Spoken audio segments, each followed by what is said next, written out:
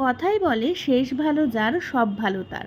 তাই বছরের শেষ দিনে এই সুন্দর হেয়ার স্টাইলটা তোমাদের সাথে শেয়ার করতে এই ভিডিওটা করা। প্রথমেই একটা কথা বলি যে একটা ফিনিশিং হেয়ার করার জন্য আমাদের ক্রিম্পিংটা খুব ভালোভাবে করতে হবে। আর এই ভালোভাবে কিভাবে করবে সেই ভিডিওটাই আমি এখানে দেখো করেছি।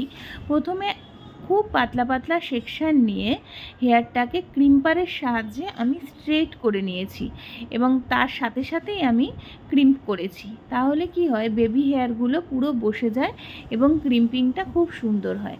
আর ক্রিম্পিংয়ের যে প্রেশারটা আমরা দিই, ওই প্রেশারটা একদম ইকুয়াল রাখতে হবে। কোথাও বেশি প্রেশার, কোথাও কম প্রেশার দিলে কিন্তু কোথাও বেশি ক্রিম্প হয়, কোথাও কম ক্রিম্প হয়।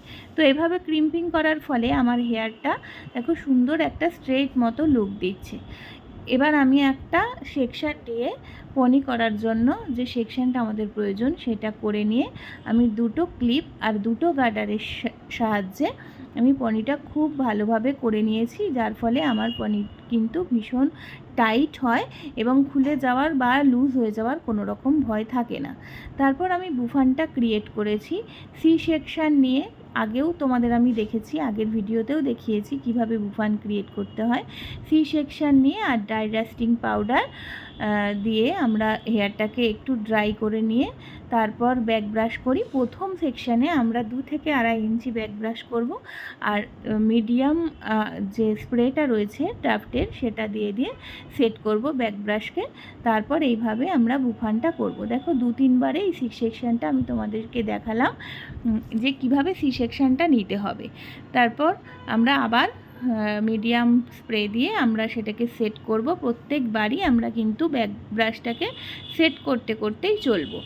তো এভাবে আমি একটা ক্লিন বুফান ক্রিয়েট করেছি। আর ক্লিন বুফান ক্রিয়েট করার জন্য সব সময় সাইন স্প্রে দিয়ে বারবার কম করতে হবে ভীষণ হালকা হাতে, এবং মিডিয়াম স্প্রে দিয়েও আমি কিন্তু লাস্টে সেটাকে সেট করেছি, যার ফলে বুফানটা একদম ক্লিন এবং ক্লিয়ার হয়েছে, কোথাও বেবি হেয়ার দেখা যাচ্ছে না।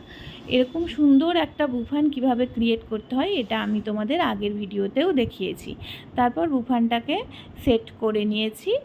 আর বুফান সেটের সময় মনে রাখবে বুফানটা একদম পনি যেখানে আছে সেইখানেই কিন্তু সেট করতে হবে, তবে ওই দুটোর মধ্যে কোনো গ্যাপ রাখলে কিন্তু হেয়ারটা সুন্দরভাবে হয় না, পরে অসুবিধা হয়।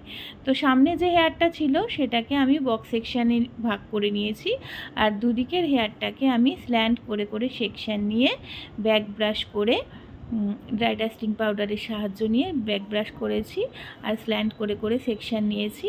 নিয়ে আমি এই দুপাশের হেয়ারটাকে বুফানের সাথে মার্জ করে দিয়েছি। এবার মার্জ করার পর হেয়ারটা ঠিক এই রকম লাগছে। তারপর এই 3টে এস ক্রিয়েট করেছি এবং একটা খুব সুন্দর বান করেছি। তোমরা জানিও কেমন লাগলো।